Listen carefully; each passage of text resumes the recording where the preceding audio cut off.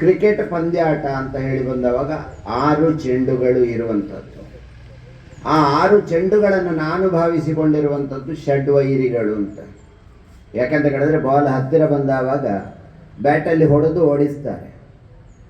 ಅದರಲ್ಲಿ 6 ಷಡ್ವೈರಿಗಳು ಅಂತ ಹೇಳುವಂತಹ ಭಾವದ ನೆಲೆಯನ್ನು ಯಾಕೆ ಲೆಕ್ಕ ಮಾಡಿದೆ ಅಂತ ಹೇಳಿದ್ರೆ ಕಾಮ, ಕ್ರೋಧ, ಲೋಭ, ಮೋಹ, ಮದ, ಮತ್ಸರ. ಇದು 6 ವೈರಿಗಳನ್ನು ದೂರೀಕರಿಸುವ ಒಂದು ಆಟಗಳು ಇದ್ದರೆ ಅದು ಕ್ರಿಕೆಟ್ ಅಂತ ನನ್ನ ಭಾವನೆ. ಯಾಕೆಂತ ಕೇಳಿದ್ರೆ ಬಾಲನ್ನು ಹಾಕುವವ ಸ್ಪಿನ್ ಹಾಕಲಿ ಅಥವಾ ಫಾಸ್ಟ್ ಹಾಕಲಿ, ಅವ ಸ್ಪಿನ್ ಹಾಕುವಾಗ ಹತ್ತಿರದಿಂದ ಹಾಕಿದರೂ ಕೂಡ ಅದು ಕಾಮನೆಯನ್ನು ಇಟ್ಟುಕೊಳ್ಳುತ್ತದೆ. ಯಾವ ಕಾಮನೆಯನ್ನು ಅಂತ ಕೇಳಿದ್ರೆ ಎದುರಾಳಿಯನ್ನು ಸೋಲಿಸಬೇಕು ಅಂತ ಹೇಳುವ ಕಾಮನೆ ಹೊರತು ಅವನಿಗೆ ತೊಂದರೆ ಮಾಡಬೇಕು ಎನ್ನುವ ಭಾವನೆಯಲ್ಲ.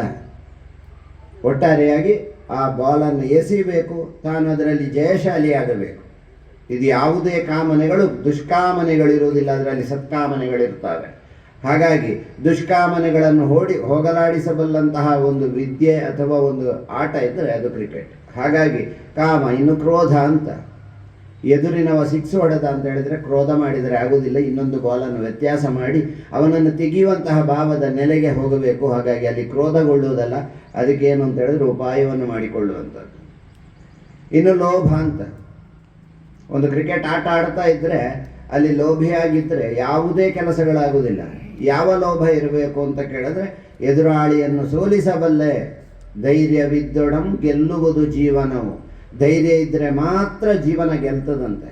ಹಾಗೆ ಜೀವನ ಎನ್ನುವ ಭಾವದ ನೆಲೆಯನ್ನು ಅರ್ಥೈಸಿಕೊಂಡ್ರೆ ನಾನು ಪ್ರತಿ ಆರಾಧನೆ ಮಾಡುವಂತಹ ತಾಯಿಯಲ್ಲಿ ಬರುವುದು ಪ್ರಕೃತಿ ಪುರುಷಶ್ಚಂದ ಅಂತ. ಹಾಗಾಗಿ ಪ್ರಕೃತಿಯ ಮೂಲ ಬಿಂದು ಏನು ಅಂತ ಕೇಳಿದರೆ ವನ. ಆ ವನದಲ್ಲಿ ಹುಸುರು ಅಂತ ಬಗ್ಗಿ ನಮಸ್ಕಾರ ಮಾಡಿಕೊಂಡು ಇನ್ನೊಬ್ಬರನ್ನು ಒಟ್ಟಿಗೆ ಜೊತೆಯಲ್ಲಿ ಕರಕೊಂಡು ಹೋಗುವುದು ಜೀವನ. ಹಾಗಾಗಿ ಅಂತಹ ಯಾವುದೇ ಲೋಭತ್ವಗಳಿಲ್ಲದೆ ತಾನು ಸಾಗಿದ ಪಯಣ ಏನು ಅಂತ ಹೇಳಿದ್ರೆ ಅದಕ್ಕೆ ಕ್ರಿಕೆಟಿನ ಬಾಲ್. ಆ ಬಾಲ್ ಹೇಗೆ ಸಾಗುತ್ತದೆ ಅಂತ ಬಿಡುವವನಿಗೆ ಅಥವಾ ಬೌಲಿಂಗ್ ಮಾಡುವವನಿಗೆ ಮಾತ್ರ ಗೊತ್ತಾಗುವುದು. ಎದುರಾಳಿಗೆ ಹತ್ತಿರ ಬಾಲ್ ಬಂದವಾಗ ಮಾತ್ರ ಅರ್ಥ ಆಗುವುದು. ಇನ್ನು ಮದ, ಯಾವ ಮದ ಇರಬೇಕು? ಎದುರಿನವನನ್ನು ಸೋಲಿಸ್ತೇನೆ ಎನ್ನುವ ಮದ ಇರಬೇಕು ಹೊರತು ಅವನನ್ನು ಹಾಳು ಮಾಡಬೇಕು ಅಂತ ಹೇಳುವ ಮದ ಇರಬಾರ್ದಂತೆ. ಇನ್ನು ಮಾತ್ಸರ್ಯ, ಖಂಡಿತವಾಗಿ ಮಾತ್ಸರ್ಯ ಇಲ್ಲದಿದ್ದರೆ ಇಂತಹ ಕಾರ್ಯಕ್ರಮಗಳು ಆಗಲಿಕ್ಕೆ ಸಾಧ್ಯ. ಆದರೆ ಕಾರ್ಯಕ್ರಮವನ್ನು ಮಾಡಬೇಕು ಎನ್ನುವ ದಾರಿಯಲ್ಲಿ ತೊಡಗಿಕೊಂಡಾಗ ಹೇಳಿದಂತಹ ಮಾತು ಅದೇ ರೀತಿ. ಹಾಗಾಗಿ ನಡೆಸ್ತಾ ಇರುವಂತಹ ಕಾರ್ಯಕ್ರಮಕ್ಕೆ ಶುಭವಾಗಲಿ.